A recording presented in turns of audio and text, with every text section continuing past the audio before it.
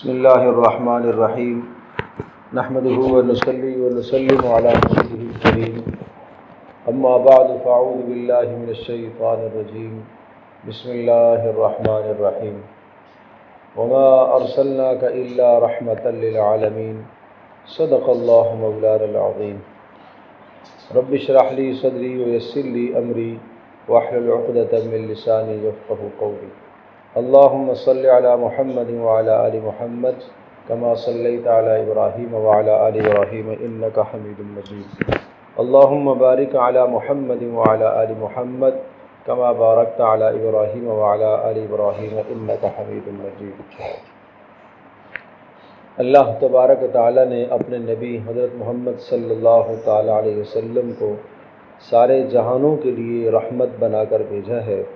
حضرت صلی اللہ تعالیٰ علیہ وسلم کی شخصیت مبارکہ سراپا رحمت ہے۔ پیارے پیغمبر صلی اللہ تعالیٰ علیہ وسلم کی شخصیت مبارک سراپا رحمت ہے، سراپا خیر ہے۔ حضرت صلی اللہ تعالیٰ علیہ وسلم نبوت سے قبل بھی ہر قسم کے گناہ سے، صغیرے سے، کبیرے سے، اور ہر قسم کی گندگی سے، اور ہر قسم کی نجاست سے، اور ہر قسم کی لغویات سے پاکیزہ، اور ہر قسم کی لغویات سے آپ دور رہے۔ کبھی بھی کسی گناہ کے کام میں آپ علیہ السلام نے شرکت نہیں فرمائی۔ اور پیارے پیغمبر صلی اللہ تعالیٰ علیہ وسلم کا نبوت سے پہلے جو خاص طور پر لقب تھا وہ صادق اور امین کا لقب تھا۔ حضرت صلی اللہ تعالیٰ علیہ وسلم کو مکہ کے اندر تمام کے تمام لوگ صادق کے نام سے، امین کے نام سے پہچانتے تھے۔ صادق کا معنی سچ بولنے والا، لیکن صرف زبان کا سچا نہیں، زبان کا، عمل کا،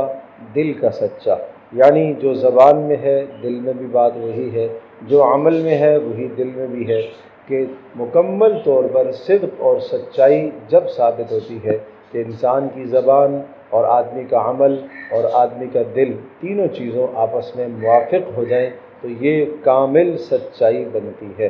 ایک تو یہ ہے کہ زبان سے آدمی بولے لیکن عمل اس کے خلاف ہو، یعنی گفتار کا غازی تو ہے، کردار کا غازی نہیں ہے، کردار اس کے پاس کچھ نہیں ہے، سیرت اس کی کچھ نہیں ہے۔ پیارے پیغمبر صلی اللہ تعالیٰ علیہ وسلم کا گفتار بھی صاف ستھرا،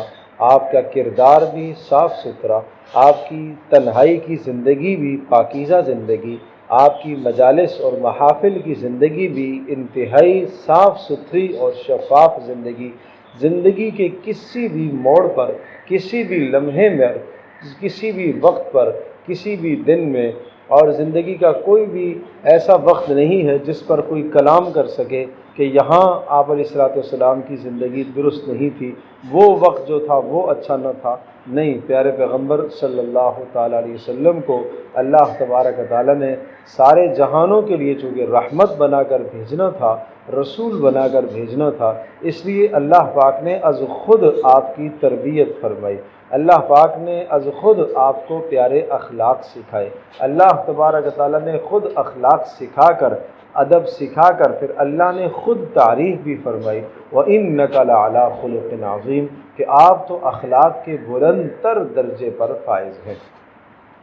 پھر اللہ تبارک و تعالیٰ نے جب نبوت کے لیے سرفراز فرمایا اور نبوت کا تاج پیارے پیغمبر صلی اللہ تعالیٰ علیہ وسلم کے سر مبارک پر جب رکھا تو اللہ تبارک و تعالیٰ نے پہلی وحی جب نازل فرمائی اقرأ بسم ربک الذی خلق خلق الانسان من علق اقرأ وربک الاکرم الذی علم بالقلم علم الانسان ما لم يعلم، یہ سورۃ العلق کی ابتدائی 5 آیات آئی۔ ان 5 آیات میں تعلیم کی تاکید کی گئی، ان 5 آیات میں تعلیم سمجھائی گئی کہ اب دور پڑھائی کا آ گیا ہے، روشنی کا دور آیا ہے، علم اپنے ساتھ روشنی لے کے آتا ہے، اب جہالت کے اندھیرے سارے چھٹ جانے چاہیے، اب کفر کی جہالت، فسق اور فجور کی جہالت، ظلم اور زیادتیوں کی جہالت، شرک کی جہالت، تمام کی تمام جہالتیں اب ختم ہوں گی۔ اب اللہ نے نور کو نازل فرمایا ہے، وحی کو نازل فرمایا ہے۔ الف لام را کتاب انزلناہ الیک، ہم نے یہ کتاب اس لیے اتاری ہے لتخرج الناس من الظلمات الی النور، تاکہ آپ لوگوں کو اندھیروں سے نکال کر روشنی کی طرف لے کر آئیں۔ کفر کا اندھیرا، شرک کا اندھیرا، فسق اور فجور کا اندھیرا، نافرمانیوں کے اندھیرے، یہ سب کی سب تاریکیاں ہیں، یہ سب کی سب اندھیرے ہیں، یہ سب کی سب تاریکیاں ہیں۔ ان تمام اندھیروں سے، ان تمام تاریکیوں سے نکال کر روشنی کی طرف، ایمان کی طرف لانا، توحید کی طرف لانا، اخلاص کی طرف لانا، اخلاق کی طرف لانا، عبادات کی طرف لانا، یہ پیارے پیغمبر صلی اللہ تعالیٰ علیہ وسلم کو اللہ نے منصب عطا فرمایا۔ یہ کام اللہ پاک نے آپ کو سونپا کہ اب آپ کا یہ کام ہے۔ اور اس پہلی وحی کے اندر تعارف کرایا گیا اپنے رب کا کہ تمہارا پروردگار وہ ہے جس نے تمہیں پیدا کیا ہے، اور ایک حقیر مخلوق سے اٹھا کر تمہیں عظیم الشان انسان اس پروردگار نے بنایا، تمہیں اشرف المخلوقات اس نے بنایا، اور اس نے تمہیں علم کے راستے عطا فرمائے۔ کائنات کے اندر یہ علم کسی اور کو نہیں ملا، یہ انسان کو اللہ پاک نے علم عطا فرمایا۔ ہاں، ایک دنیا میں زندہ رہنے کے لیے اپنی ضروریات کو سمجھنا، اپنے فوائد کو سمجھنا، اپنے نقصانات سے اپنے آپ کو بچانا، یہ علم تو اللہ نے حیوانات اور جانوروں کو بھی عطا فرمایا۔ انسان کو ایک اضافی علم دیا جس کی وجہ سے اس انسان کو امتیاز ملا ہے، وہ وحی والا علم ہے۔ اللہ تبارک و تعالیٰ نے یہ ٹوٹا ہوا تعلق اس انسان کا، جو رب سے ٹوٹا ہوا تعلق تھا، 600 سال سے یہ انسان آسمانی تعلیمات سے محروم تھا، آسمانی علوم سے، وحی کے علوم سے محروم تھا۔ پیارے پیغمبر صلی اللہ تعالیٰ علیہ وسلم پر وحی نازل ہوئی، اور اللہ تبارک و تعالیٰ نے اپنی مخلوق کی طرف توجہ فرمائی، مہربانی فرمائی، حضرت محمد الرسول اللہ صلی اللہ علیہ وسلم کو رسول بنا کر مبعوث فرمایا۔ اس پہلی وحی میں عرض کیا اللہ نے اپنا تعارف کرایا، انسان کی حقیقت بتلائی، علم کی طرف ترغیب دی۔ یہ گویا کہ 3 بنیادی باتیں آ گئیں۔ پیارے پیغمبر صلی اللہ تعالیٰ علیہ وسلم اس وحی کو لے کر، ان آیات کو لے کر آپ علیہ السلام اپنے گھر میں تشریف لائے۔ پہلا مرحلہ تھا وحی کا، اس سے پہلے فرشتوں سے ہم کلامی ہوئی نہیں، یہ پہلی بار تھی۔ پیارے پیغمبر صلی اللہ تعالیٰ علیہ وسلم نے جبریل علیہ السلام کو ان کی اصلی حالت میں انہیں دیکھا تھا، اس لیے فطرتاً جسم پر گھبراہٹ طاری تھی، خوف طاری تھا۔ آپ علیہ السلام کا جسم کانپ رہا تھا اور بخار کی سی کیفیت ہو گئی۔ آپ گھر میں تشریف لائے اور اپنی اہلیہ حضرت خدیجہ رضی اللہ تعالی عنہا سے ارشاد فرمایا، زملونی زملونی دثرونی دثرونی، لے آؤ کمبل اوڑھ دو، کمبل اڑا دو، کمبل اڑا دو، میرے اوپر لحاف ڈال دو۔ چنانچہ پیارے پیغمبر صلی اللہ تعالیٰ علیہ وسلم کو حضرت خدیجہ رضی اللہ تعالی عنہا نے لحاف میں لپیٹا، پھر آپ علیہ السلام نے وہ ساری کیفیت بتلائی۔ رسول اللہ صلی اللہ علیہ وسلم کے بتلانے پر حضرت خدیجہ رضی اللہ تعالی عنہا کے جو جملے ہیں وہ جملے بڑے اہم ہیں، اور مجھے ان جملوں کی تشریح کرنے کے لیے یہ ساری تمہید میں نے اس وقت باندھی ہے۔ حضرت خدیجہ رضی اللہ تعالی عنہا نے کیا فرمایا؟ کلا،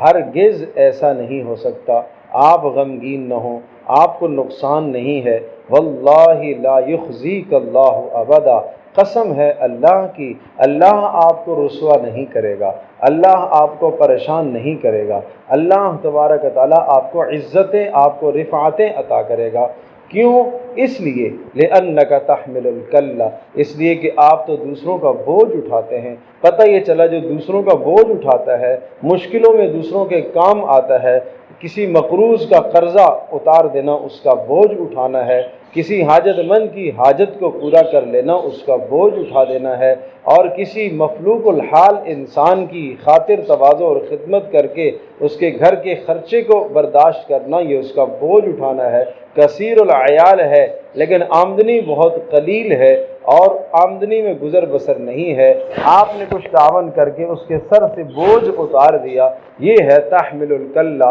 آپ دوسروں کا بوجھ اٹھاتے ہیں۔ اور وتکسب المعدوم، اور وہ شخص جو بے روزگار ہوتا ہے اس کو آپ روزی فراہم کرتے ہیں، آپ اس کو کمواتے ہیں، کمانے پر لگاتے ہیں، آپ اس کے لیے اسباب پیدا کرتے ہیں تقر الضیفہ اور آپ مہمان نوازی کرتے ہیں، اور وتعین علی نوائب الحق اور اسی طرح سے مشکلات پر آپ مدد کرتے ہیں، وتصل الرحمہ اور آپ صلہ رحمی کرتے ہیں، اس لیے اللہ آپ کو ضائع نہیں کرے گا۔ کیا کیا اعمال بتلائے حضرت خدیجہ نے؟ نمبر 1 آپ بوجھ اٹھاتے ہیں دوسروں کا، نمبر 2 یہ ارشاد فرمایا آپ کاروبار اور روزگار لوگوں کو فراہم کرتے ہیں، یہ دوسرا عمل بتلایا، نمبر 3 آپ مہمان نوازی کرتے ہیں اس لیے، نمبر 4 بڑی بڑی مصیبتیں لوگوں پر آتی ہیں آپ مددگار بن کے کھڑے ہو جاتے ہیں، نمبر 5 وتصل الرحم آپ صلہ رحمی کرتے ہیں، اس لیے ان 5 اعمال کی بنیاد پر اللہ آپ کو رسوا نہیں کرے گا۔ یہ وہ مبارک 5 اعمال ہیں، یہ وہ بڑے قیمتی 5 اعمال ہے جو رسول اللہ صلی اللہ تعالیٰ علیہ وسلم کو نبوت سے پہلے بھی اللہ نے یہ خوبیاں عطا فرمائی تھی۔ یہ آپ کی سماجی محنت تھی، یہ آپ کی ایک شہری ہونے کی حیثیت سے محنت تھی آپ علیہ السلام کی، اور اسی محنت کے نتیجے میں پیارے پیغمبر صلی اللہ تعالیٰ علیہ وسلم کیا قرار پائے؟ آپ صادق قرار پائے، آپ امین قرار پائے، آپ کو امانت دار لوگ کہتے تھے، آپ کے پاس امانتیں لوگ رکھواتے تھے، باوجود یہ کہ کفار جو دشمن تھے وہ بھی آپ کے پاس امانتیں رکھواتے تھے، اور 13 سال مکہ میں آپ نے زمانہ گزارا، لیکن امانتیں اسی طرح سے کافر بھی آپ کے پاس رکھواتے تھے۔ اس زمانے میں بینک بیلنس تو ہوتے نہیں تھے کہ بینک میں جا کے پیسے رکھوا دیے، جس کے پاس کوئی جمع پونجی ہے اور وہ خطرہ کسی کو پڑتا تھا تو وہ کسی امانت دار شخص کے پاس رکھوا دیا کرتا۔ پیارے پیغمبر صلی اللہ تعالیٰ علیہ وسلم کی امانت داری مشہور تھی، چیز رکھ لیتے تھے اپنے پاس، اور جب مانگنے والا آتا تو اسی طرح سے اس چیز کو سپرد فرما دیا کرتے تھے، اور ہمیشہ سچ سے کام لیتے تھے۔ سچائی آپ علیہ السلام کا خاص وصف تھا، اور ہمیں بھی اس وصف کو اپنانا چاہیے، امانت اور سچائی کو اپنانا چاہیے۔ حضرت خدیجہ رضی اللہ تعالی عنہا نے جو تسلیاں دی، ان تسلیوں سے ہمیں یہ سبق ملتا ہے کہ اگر باہر سے شوہر آئے، گھر والا آئے، بیٹا آئے، بھائی آئے، خاتون خانہ کا کام ہے کہ اسے تسلی دینا، یہ نہ کیا جائے کہ اس کی پریشانی کو لے کر اسے مزید پریشان کیا جائے، اسے مزید تنگ کیا جائے، نہیں، بلکہ اس کو سکون دیا جائے، اسے پریشانی اس کی دور کی جائے، زبانی کلمات ایسے کہے جائیں جن کلمات کے ذریعے سے اسے سکون میسر ہو، جن کلمات کے ذریعے سے اس کا خوف دور ہو جائے اور اس کی گھبراہٹ دور ہو جائے۔ یہ خاتون خانہ کی ذمہ داری ہے۔ رسول اللہ صلی اللہ تعالیٰ علیہ وسلم کا اللہ تبارک تعالیٰ نے ایک تقدیر کے فیصلے کے مطابق، یہ تقدیر کا فیصلہ ہے، یہ کوئی اتفاقی امر نہ تھا کہ اللہ نے اپنے رسول صلی اللہ علیہ وسلم کے لیے حضرت خدیجہ کا جو انتخاب فرمایا، خدیجہ کا انتخاب اسی دن کے لیے تھا، اس لیے کہ آج مشکل دن تھا، آج پیارے پیغمبر صلی اللہ علیہ وسلم غمزدہ اور پریشان تھے، آج رسول اکرم صلی اللہ علیہ وسلم کو سب سے زیادہ جو تسلی ملی ہے وہ خدیجہ رضی اللہ تعالی عنہا کے کردار سے، ایک باسلیقہ خاتون اور ایک